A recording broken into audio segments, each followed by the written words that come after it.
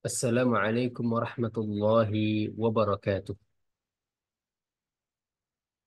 Alhamdulillahi rabbil alamin wassalatu wassalamu ala asyrafil anbiya'i wal mursalin nabiyyina Muhammadin wa ala alihi wa ashabihi wa man tabi'ahum bi ihsanin ila yaumiddin amma ba'du. Pertama-tama, marilah kita bersyukur kepada Allah Subhanahu wa taala yang telah melimpahkan nikmatnya kepada kita semua sehingga kita dapat menjalani hidup dan kehidupan sebagai hamba Allah, Abdullah, sebuah gelar yang tidak akan pernah terlepaskan dari kehidupan kita. Apapun jabatan kita, posisi kita, gelar kita dalam kehidupan dunia ini, namun sejatinya kita semua adalah hamba-hamba Allah. Kemudian salawat dan salam semoga tercurahkan kepada Nabi kita Muhammad sallallahu alaihi wasallam yang mana beliau bersabda, "Man shalla alayya wahidatan sallallahu alaihi biha asyara." Barang siapa yang bersalawat kepadaku satu kali, maka Allah akan bersalawat kepadanya 10 kali. Insya Allah pada pertemuan ini kita akan membahas sebuah kitab yang berjudul Syarah Al-Adabil Asyarah, penjelasan adab-adab yang 10 yang ditulis oleh seorang ulama ya, yang bernama Saleh bin Abdullah bin Hamad Al-Utsaimin hafizahullahu ta'ala. Dan insya Allah di beberapa video ke depan kita akan menjelaskan isi dari kitab atau matan ini. Ya. Pertama-tama mari kita membaca muqaddimah atau pembukaan ya dari penulis. Ya. Perlu diketahui ya matannya berjudul Al-Adabul Asyarah. Ini isi dari matannya. Matan itu adalah kitab ringkasnya. Ya. Kemudian ada penjelasannya dari kitab ringkas tersebut. Ya. Contohnya misalnya ada matan Al-Ajurumiyah.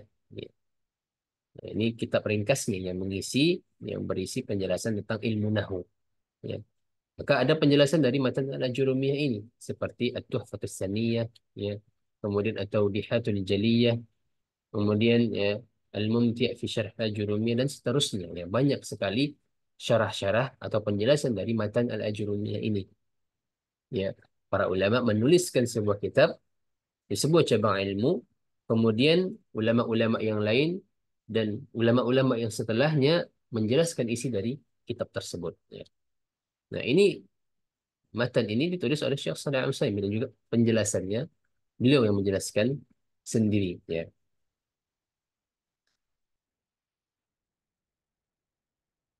Kemudian di sini ada pembukaan muqaddimah ya. Mari kita bacakan. Syekh Shalih Al-Utsaimin yang mengatakan di sini Alhamdulillahilladzi ja'ala lil ilmi usula. Segala puji bagi Allah yang telah menjadikan bagi ilmu itu pokok-pokok. Ya. Dalam ilmu agama ini ada berbagai macam cabangnya. Ya. Dan cabang-cabang ilmu tersebut memiliki pokok-pokoknya. Ya. Pokok-pokok dari ilmu-ilmu tersebut. Contohnya seperti ada ilmu tafsir, tafsir Al-Quran. Maka ada ilmu pokoknya yaitu usul tafsir. Begitu juga ada ilmu fikih. Ya. Maka juga ada ilmu pokoknya yaitu usulul fiqh. Ya. Kemudian ada juga ilmu hadis seperti ya uh, ada pokoknya juga seperti mustalahul hadis ya. Dan begitu seterusnya. Ya. Kemudian Syekh di sini hafizahullah mengatakan wasahhala biha ilaihi wusula yang dengan pokok-pokok ilmu tersebut kita bisa sampai kepada tujuan ilmu yang kita tuju. Ya. Kemudian Syekh di sini bersaksi ya wa asyhadu an la ilaha illallah wahdahu la syarikalah. Bersaksi bahwasanya tidak ada ilah sesembahan yang berhak disembah kecuali Allah saja. La syarikalah, tidak ada sekutu baginya. Ya. Wa asyhadu anna Muhammadan abduhu wa rasuluh sallallahu alaihi wa ala alihi wa sahbihi ma buyyinat usulul ilmi. Kemudian Syekh sini juga bersaksi bahwasanya tidak ada, bahwasanya Nabi Muhammad adalah abduhu, hamba dan utusannya, ya, utusan Allah Subhanahu wa taala. Hamba Allah dan juga utusannya. Ya. Semoga salawat tercurahkan kepadanya, ya, dan juga kepada keluarganya dan kepada para sahabatnya, ma buyyinat usul ilmi, yang telah menjelaskan pokok-pokok ilmu. Wa sallama alaihi wa alaihim ma ubrizal mantuqu minha wal mafhum. Ya. Dan juga semoga salam, ya, tersampaikan kepada beliau dan juga kepada mereka, yaitu keluarga dan para sahabatnya, yang telah menjelaskan ilmu yang tersurat maupun yang tersirat. Amma ba'd. فهذا شرح الكتاب الثاني من برنامج أصول العلم. Ya, jadi beliau memiliki sebuah program, ya, yang menjelaskan tentang, ya, cabang-cabang ilmu yang dimulai dari pokok-pokoknya, ya, dimulai dari dasar. Ya. Ya, nama programnya adalah Usulul Ilmi, ya, pokok-pokok ilmu. Ya, ini adalah kitab yang kedua, ya, di semester yang kedua, di tahun yang kelima. Ya. سبعين وثلاثين وأربعمائة وألف وثمانية وثلاثين وأربعمائة وألف 1400, ya, 37 Hijriah dan 1438 Hijriah. Wahwa kitab al-adab al-asyarah, yaitu kitab al-adab al-asyarah. Ini matannya, ya, li musannifihi, yang ditulis oleh Salih bin Abdullah bin Hamad al-Utsaimin, ya. Jadi beliau menulis matannya dan juga beliau yang mensyarahnya, menjelaskan kitab beliau itu sendiri, ya. Kemudian qala al-musannif waffaqahullah, penulis di sini berkata, ini adalah isi matannya, ya, isi matannya. Semoga Allah memberikan taufik kepadanya. Bismillahirrahmanirrahim, ya. Bismillahirrahmanirrahim. I'lam hadani Allah wa iyyaka li ahsanil akhlaq anna min a'zamil adab 'asharah. I'lam, ketahuilah, ya, hadani Allah wa iyyaka li ahsanil akhlaq. Semoga Allah memberikan hidayah kepadaku dan juga kepada engkau, yaitu kepada para pembaca, li ahsanil akhlak, ya, memberikan hidayah agar bisa memperoleh, bisa bersikap, bisa mengamalkan kepada akhlak-akhlak yang mulia, akhlak-akhlak yang baik, ya. Anna min a'zamil adabi asyarah, ketahuilah bahwasanya di antara adab-adab yang agung adalah adab yang 10 ini yang disebutkan oleh penulis, ya, hafizahullah. Kemudian beliau menjelaskan, ya, potongan dari matan tersebut, ya, potongan dari kalimat ini. Qala syarih waffaqahullah, penjelas, ya, itu beliau sendiri, waffaqahullah, semoga Allah memberikan taufik kepadanya, ya. Ibtada al-musannifu waffaqahullah, ya, risalatahu bil basmalati muqtasiran 'alaiha. Ya, penulis di sini, semoga Allah memberikan taufik kepada memulai risalahnya. Ya, risalah ini adalah, ya, kitab ringkas, ya, kitab ringkas yang membahas sebuah pembahasan sederhana saja. Di sini ada pembahasan adab yang 10, jadi biar ringkas disebut risalah, ya. Beliau memulai risalahnya ini dengan basmalah, ya, muqtasiran 'alaiha, ya.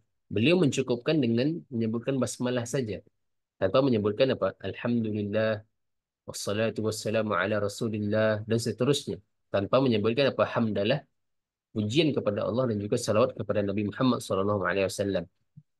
Kenapa beliau melakukan hal itu? Ya, ittiba'an lil waridi fi sunnatin nabawiyah, ya, untuk karena mengikuti, ya, mengikuti sunnah nabawiyah, ya, petunjuk Nabi Muhammad SAW di dalam hadis-hadis beliau, ya. Fi mukatabatihi wa rasailihi sallallahu alaihi wasallam, di dalam, ya, tulisan-tulisan dan surat-surat Nabi Muhammad SAW ilal muluki, ya, kepada para raja-raja. Ya, Nabi Muhammad SAW itu, ya, menulis surat-surat, ya, kepada para raja-raja, kepada para pemimpin, ya, di berbagai penjuru dunia untuk mengajak mereka ke dalam Islam. Nabi Muhammad memulai surat beliau Shallallahu Alaihi Wasallam itu dengan basmalah, ya, kemudian beliau langsung masuk kepada isi suratnya tanpa menyebutkan, ya, alhamdulillah salatu wassalamu ala rasulillah dan seterusnya. Kemudian disebutkan di dalam kitab Syarah Al-Usul Tsalatsa karya Syekh Shalih Al-Fauzan, beliau menjelaskan di sini ya, anjuran kenapa kita disunahkan membaca basmalah ketika memulai sesuatu hal yang bersifat agung, ya, sesuatu hal yang bermanfaat, yang baik gitu. Ya. Salah satunya adalah ketika seseorang menulis sebuah karya tulis, sebuah kitab, sebuah buku, ya, sebuah surat, maka dia memulai dengan bismillah. Kenapa? Yang pertama, ya, iqtidaan bi kitabillahi azza wa jalla. Ya, karena mengikuti, ya, mencontoh firman Allah yaitu Al-Qur'an, ya, kalam Allah. Fa inna awwala ma yaqa'u 'alaihi basaruka fil mushaf wa qabla kulli suratin minhu bismillahirrahmanirrahim. Karena, ya, yang pertama kali kita temukan di dalam Al-Quran adalah Bismillahirrahmanirrahim. Dan setiap surat dimulai dengan Al-Basmalah, kecuali surat At-Taubah. Ya, maka ketika seseorang dalam karya tulisnya, ya, bukunya, ya, surat-suratnya memulai dengan Basmalah, maka dia sedang mengikuti Al-Quran, ya, mengikuti kalamullah. Itu yang pertama. Yang kedua, An-Nabi Sallallahu Alaihi Wasallam kana yaktubuha, yani في أول رسائله حينما يكتب إلى الأمراء والرؤساء وإلى من في أقطار الأرض يدعوهم إلى الإسلام يبدأ كتابته بسم الله الرحمن الرحيم. Begitu juga Nabi Muhammad SAW ketika menulis surat-surat beliau kepada para raja-raja, kepada para pemimpin yang di berbagai negeri seperti di Romawi, kemudian di Persia misalnya, untuk mengajak mereka ke dalam Islam. Nabi Muhammad SAW, dan ini sudah diteliti oleh para ulama. Sepertinya kalau tidak salah seperti Ibnu Hajar, ya, belum meneliti surat-surat Nabi Muhammad SAW, maka beliau dapati, ya, rahimahullah, bahwasanya Nabi Muhammad SAW itu hanya menulis dengan basmalah saja, ya, tanpa menyebutkan ayat Alhamdulillah, pujian kepada Allah dan juga salawat kepada Nabi Muhammad SAW. Ya, itu yang kedua. Nabi Muhammad SAW itu memulai surat-surat beliau kepada para raja-raja untuk berdakwah, mengajak mereka ke Islam dengan basmalah. Nah, ini yang disebutkan oleh penulis di sini, Syekh Shalih Al-Utsaimin, ya. Ya, bahwasanya Nabi Muhammad memulai basmalah dalam surat-suratnya. Itu yang kedua, alasan yang kedua dijelaskan oleh Syekh Shalih Al-Utsaimin. Yang ketiga, begitu juga, ya, Nabi Sulaiman alaihissalam ketika menulis surat kepada Ratu Balqis, ya, Malakati Saba, ya, raja negeri Saba, ya. Bada'a kitabahu bi bismillahirrahmanirrahim. Nabi Sulaiman alaihissalam memulai suratnya dengan bismillahirrahmanirrahim. Allah Subhanahu wa taala berfirman, "A'udzu billahi minasyaitonir rajim." Qalat, ya ayyuhal mala'u inni ulqiya ilayya kitabun karim. Innahu min Sulaiman, innahu min Sulaiman wa innahu bismillahirrahmanirrahim. Ya. Jadi surat Nabi Sulaiman alaihissalam kepada, ya, Ratu Balqis di sini, ya, Raja Saba, dimulai dengan basmalah. Ya. Maka disunahkan, dianjurkan bagi kita untuk memulai setiap aktivitas kita, setiap hal-hal yang agung, hal-hal yang bermanfaat, ya, kita mulai dengan basmalah, ya, dengan Bismillahirrahmanirrahim. Ya. Eh, itu pelajaran yang pertama. Ya. Tidak lupa di sini Syekh Shalih Al-Utsaimin mengatakan wa tasanif tajri majraha. Begitu juga, ya, karya tulis para ulama setelahnya, ya, dimulai juga dengan basmalah, ya, mengikuti tadi metode Nabi Muhammad Shallallahu Alaihi Wasallam. Ya. Tapi kalau kita jabarkan secara lebih luas, maka seorang ketika memulai karya tulisnya, surat-suratnya dan seterusnya dengan basmalah itu adalah tadi pertama dengan mengikuti Al-Quran. Dari iktidaan bi kitabillah. Kemudian iktidaan bi rasailin Nabi SAW, mengikuti petunjuk Nabi Muhammad SAW, karena Nabi Muhammad menulis surat-suratnya dengan memulai dengan basmalah. Kemudian, ya, ada anjuran-anjuran lain seperti ada hadis, ya, kullu amrin dzibalin, ya, la yubda'u fihi, ya, bismillah fahuwa aqtar, atau kama qala Nabi SAW, ya. Namun para ulama, sebagian ulama menyebutkan hadisnya lemah. Ya, bahwasanya setiap urusan yang tidak dimulai dengan basmalah maka dia terputus, hilang, tercabut keberkahannya. Tapi secara makna benar, ya, secara makna benar. Begitu juga Nabi Sulaiman alaihissalam memulai suratnya dengan basmalah. Ya, maka kita sangat dianjurkan memulai setiap aktivitas kita dengan basmalah. Itu pelajaran yang pertama. ثم ذكر sini anna min a'zami al-adabi asyarah. Di sini uh, penulis Hafizahullah mengatakan bahwa ketahuilah bahwasanya di antara adab-adab yang agung itu adalah 10 adab ini. Ya. Wal adabu katsiratul adadi. Adab itu banyak sekali jumlahnya. Ya, banyak itu adab itu banyak sekali jumlahnya. Kalau kita perhatikan dalam ya, kitab Minhajul Muslim, ya, itu ada adab kepada Allah, kemudian adab kepada uh, Rasulullah, adab kepada Al-Quran, kemudian adab kepada kedua orang tua, adab kepada diri sendiri, adab kepada tetangga, adab kepada kerabat, adab kepada hewan, dan banyak sekali adab-adab tersebut. Ya. Banyak sekali jumlahnya. Ya. Ada para ulama pun menulis ya kitab mereka, kitab khusus dalam masalah adab. Ya, seperti Ibn Hajar. Ya. Kitab Bulughul Maram menulis Kitabul Jami' di akhir kitabnya. Kitab Bulughul Maram itu kan adalah kitab hadis yang disusun berdasarkan bab-bab fikih. Namun di akhir kitabnya beliau menambahkan Kitabul Jami' yang mengumpulkan berbagai bab seperti akhlak, adab, zuhud, doa, zikir dan seterusnya. Kemudian ada Imam Bukhari menulis Al-Adabul Mufrad, ya. Dan ulama-ulama lain ketika mereka memiliki banyak tulisan dan mereka memiliki kurang lebih ada satu atau dua karya tulis dalam masalah adab. Ini menunjukkan pentingnya perhatian para ulama di dalam masalah adab, ya. Ya. Wal adab, ya, kathiratul adad. Adab itu banyak sekali jumlahnya. Mutafarriqatul abwab, banyak sekali bab-babnya, ya. Wal ma'dudu minha fi hadhihi risalah 10. Akan tetapi yang disebutkan di dalam risalah ini ya ada 10. Nah, nanti kita cari tahu kenapa 10 ini. Apa alasannya? Nanti disebutkan oleh penulis di sini ya. Khussat bil addi ya, litisafiha bil a'zamiyah. Ya. Adab yang 10 ini dikhususkan ya oleh penulis di sini ya karena dia disifati dengan keagungan. Wahya bulughuha ghayatul ahammiyah, dan juga sangat penting ya bagi setiap mukmin ya. Nah, di sini dijelaskan wa wusifatil adabul asharah al madhkurah fiha bi annaha min a'zamil adabi li amrayn. Ya. Jadi ada dua sebab kenapa penulis di sini mengkhususkan 10 adab ini dan menyebutkan di antara ada adab yang agung adalah 10 adab ini. Kenapa? Ada dua sebabnya. Ya. Sebab yang pertama, ya, ahaduhuma al-i'tina'u biha syar'an. Ya, perhatian yang besar dari syariat kepada 10 adab-adab tersebut. Ya. Fadalailu syar'i mutakathiratun fi bayanil ahkami al-muta'alliqati bitilka al-adab al-'asharah. Ya. Kita temukan bahwasanya dalil-dalil syariat ini sangat banyak sekali menjelaskan ya yang berkaitan dengan adab-adab yang 10 ini. Ini sebab yang pertama, bahwasanya perhatian yang besar dari syariat kepada 10 adab ini.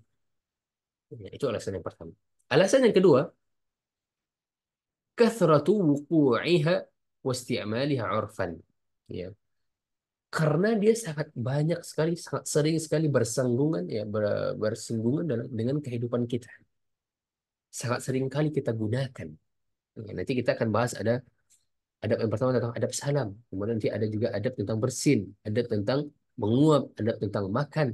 Yang mana ini sangat sering sekali kita gunakan, sangat sering bersinggungan dengan kehidupan kita.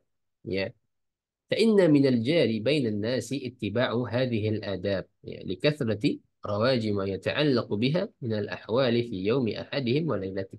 Sangat, alasan yang kedua ini sangat jelas, itu sering bersinggungan dengan kehidupan kita. Setiap hari kita temukan pagi maupun malam hari.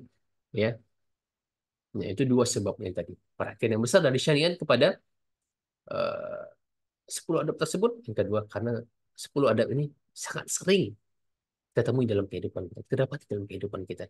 Sehingga sangat penting untuk kita pelajari dan kita amalkan. Ya. Kemudian di sini uh, Syekh Shalih Al-Utsaimin menjelaskan apa sih makna adab. Makna adab itu apa? Wal adab jam'u adab.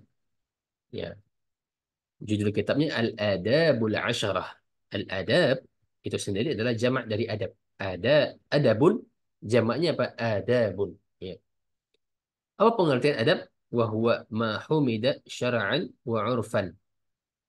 Itu segala sesuatu yang dipuji atau disukai, ya, syara'an wa 'urfan. Baik secara syariat maupun secara 'urf, kebiasaan, ya, masyarakat, ya. Jadi adab itu adalah segala sesuatu yang terpuji baik secara syariat maupun secara adat kebiasaan. Itu adalah adab. Segala sesuatu yang terpuji baik secara syariat maupun secara adat kebiasaan. فالمحمودات الشرعية والعرفية تسمى آدابا. Maka segala sesuatu yang dipuji secara syariat disebutkan di dalam Al-Quran maupun Sunnah, seorang itu dipuji, begitu secara urf, secara adat kebiasaan itu merupakan suatu hal yang baik, dinilai baik oleh masyarakat sekitar, maka itu disebut adab. Ya, wa haqiqatuha khisalul khair. Ya, hakikat dari adab itu adalah khisalul khair. Ya, sifat-sifat yang baik. Ya.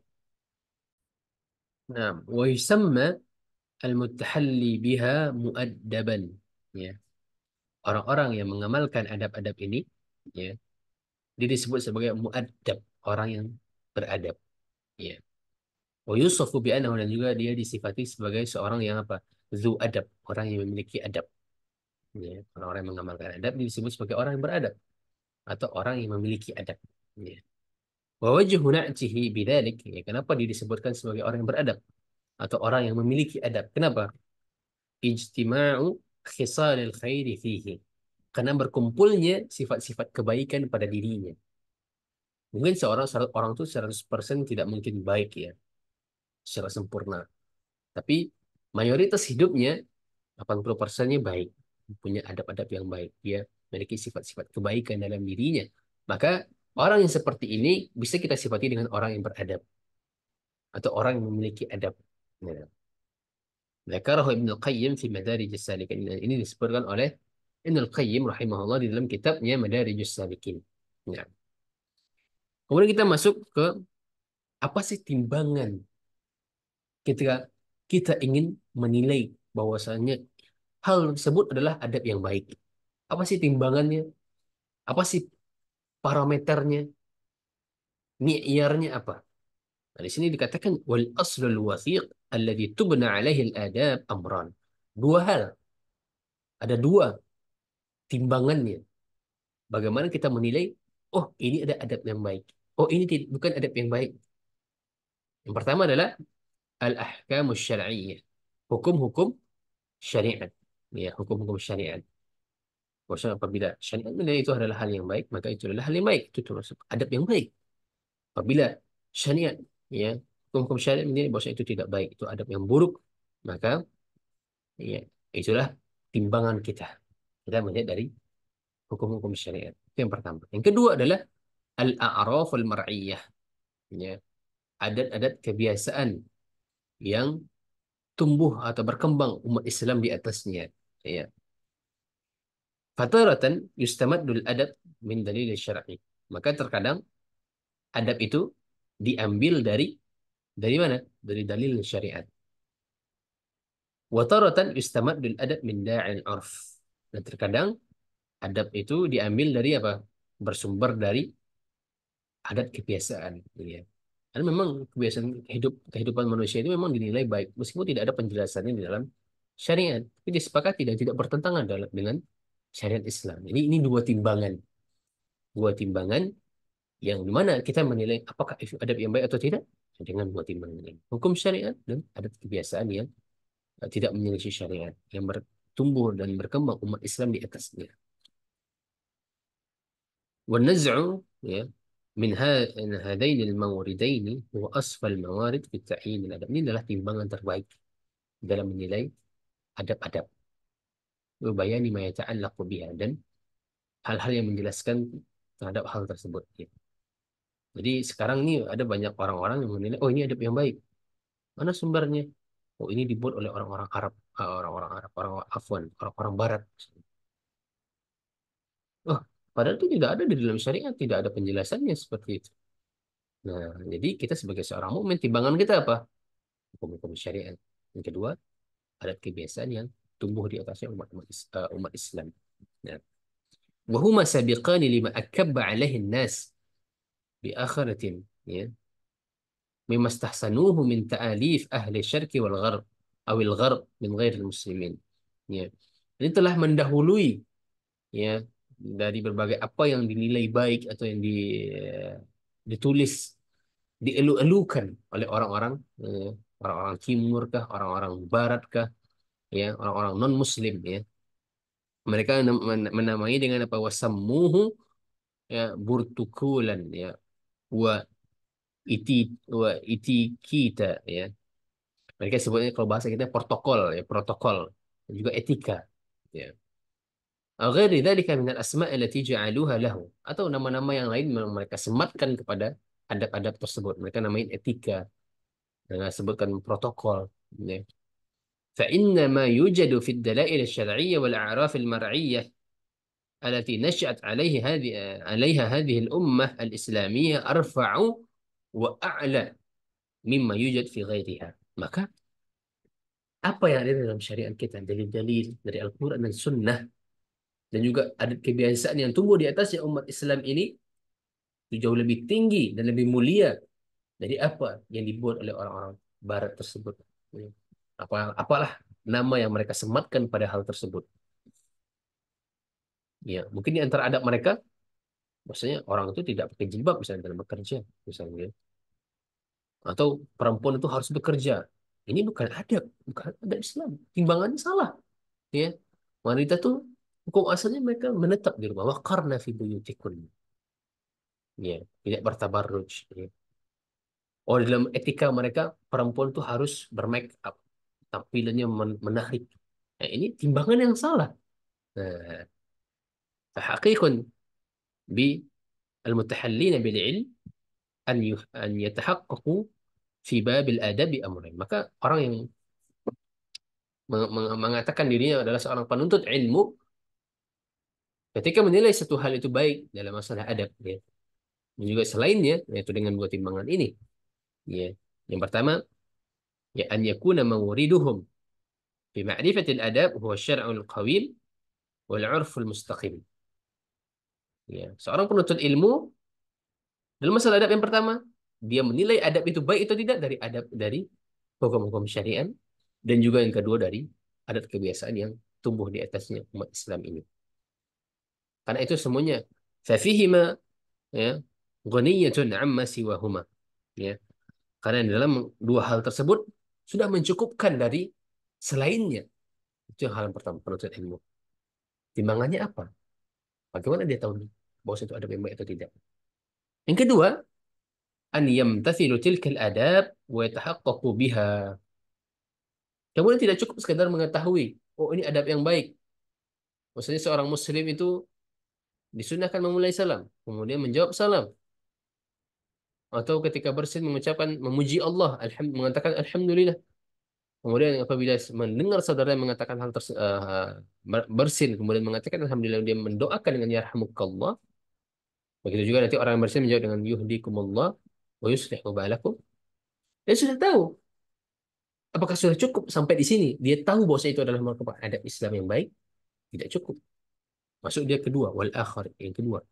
Jadi dia mempraktekkannya di dalam kehidupannya. Tidak perlu malu. Tidak perlu malu.